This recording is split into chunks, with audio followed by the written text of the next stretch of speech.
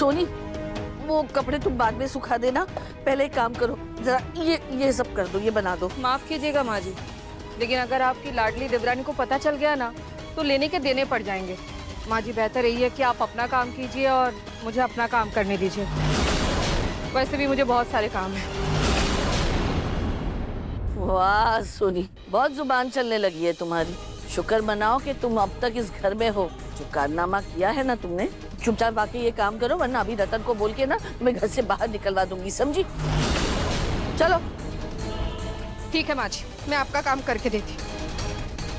लेकिन माँ जी, अगर आपके देवरानी को पता चल गया तो? कुछ ऐसा करना होगा जिससे राजेश्वरी उस रूही के पीछे ही पड़ी रहे और सोनी मेरा सारा काम कर दे, ताकि मैं भी अपने पुराने कमरे में थोड़ी कमर सीधी कर सकूं। पर ऐसा क्या करूं?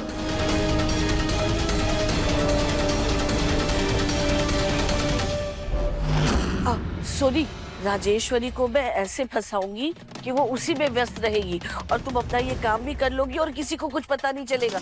चलो आओ, जल्दी आओ, आओ। ठीक है। करो।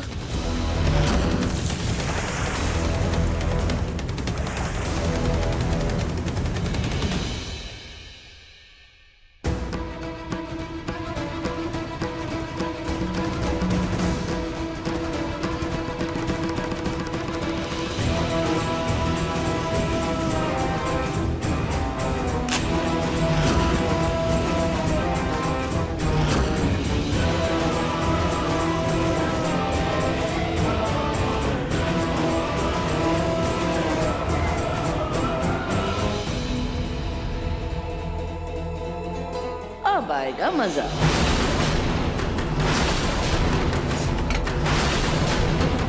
चल चूहिया नाच। ये धुआं आया कहाँ से? नाचो मेरी चूहिया, नाचो।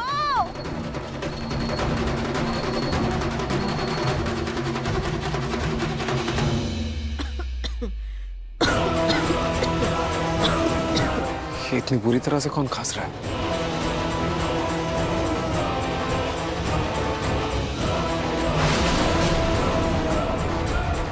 मालकिन, मुझे सांस नहीं आ रही है।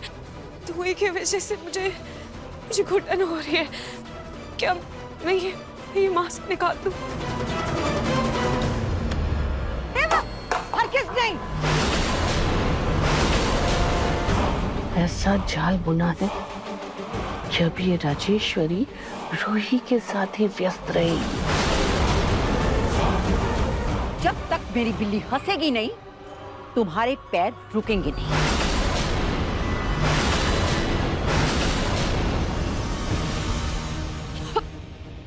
चल शुरू हो जा।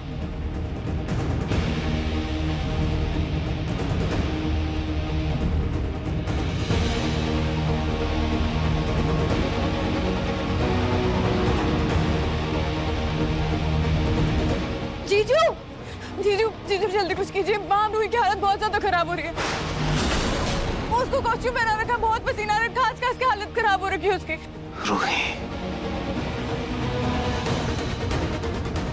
सॉरी माँ, पर अब मैं बर्दाश्त नहीं कर पा रही हूँ। मुझसे नहीं होगा।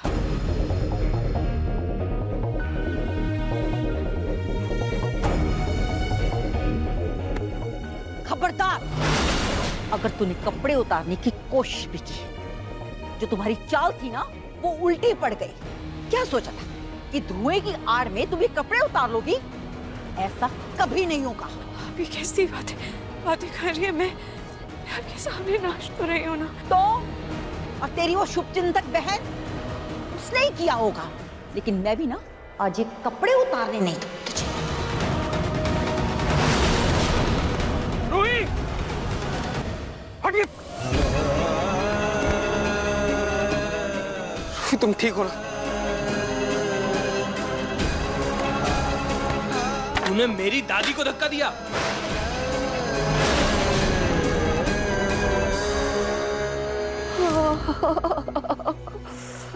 मेरा बिस्तर। इतने दिनों बाद मेरा बिस्तर मिला है मुझे। बड़ा सुकून आ रहा है, बड़ा सुकून आ रहा है।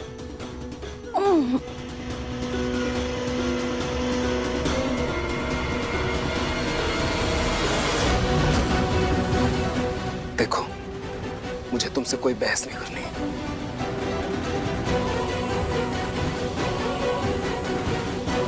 तुम इसका मास्क नहीं हटाओगे। मेरी दादी का हुक्म है ये। सुनो, तुम्हारे दादी के हुक्म की वजह से मैं अपनी रूही को ऐसे तड़पते हुए नहीं देख सकता। तुम लोग को दिख नहीं रहा है, वो मास्क में सांस नहीं ले पा रही है, उसका दम घुट जाएगा, बेहोश हो जाएगी। रूही को पानी की जरूरत है। रूही,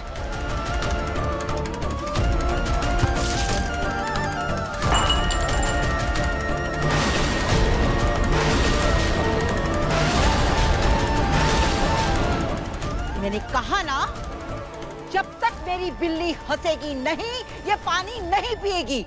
अरे आप लोगों में इंसानियत है कि नहीं? ये क्या पागलों जैसी हरकत है? देखिए ना पापा।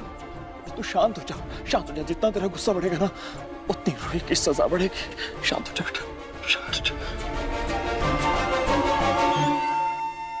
नाच! जब तक मेरी बिल्ली नहीं हंसेगी, ये पानी नहीं पिएगी, नाचती रहेगी। चल नाच।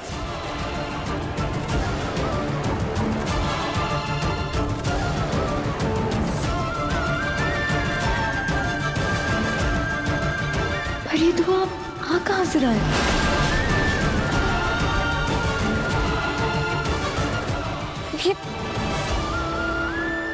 ये यहाँ कैसे आया? ये जरूर उस अर्जुन ने किया होगा।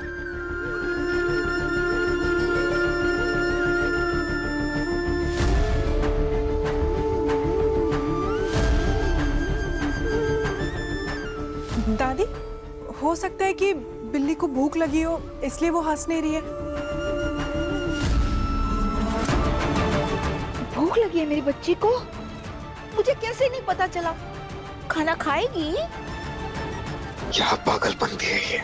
चलो खाना खाते हैं। हाँ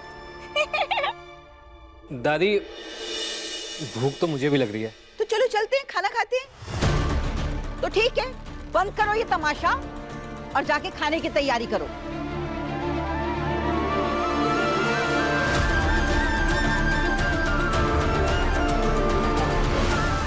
नार जी, आप रूही को पानी पिला दीजिए।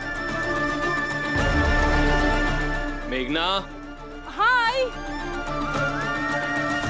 जीजू, आप रूही को संभालिए, खाने का मैं देख लूंगी।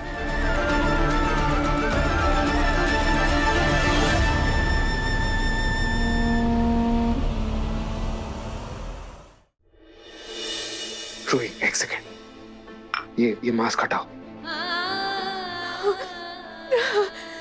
रूही, तुम ठीक? एक सेकेंड।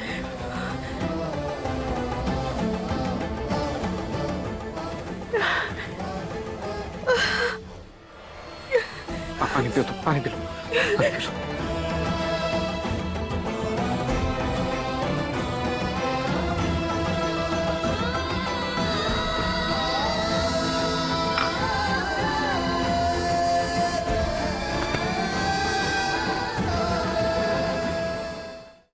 पता नहीं रूही, दादी को क्या है, क्यों बेवजह अपनी जिद पर अड़ी हुई है।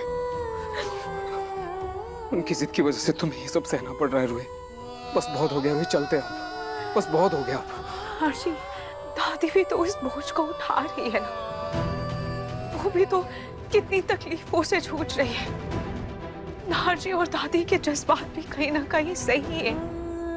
इस घर से उनकी इतनी सारी यादें जुड़ी हैं। उनके लिए भी इस घर को छोड़ना आसान नहीं है। तुम्हें ऐसे देखना मेरे लिए आसान नहीं है रूही। बस बहुत हो गया, चलते हैं यहाँ से। नारजी देखिए, मुझे आज सुबह ही खाटू जी का संकेत मिला है। आप देखिएगा, बहुत जल्द सब ठीक हो जाएगा।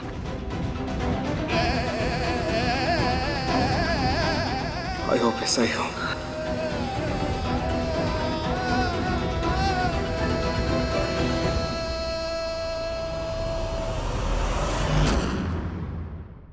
मन सुंदर रात 8 बजे दंगल टीवी पर।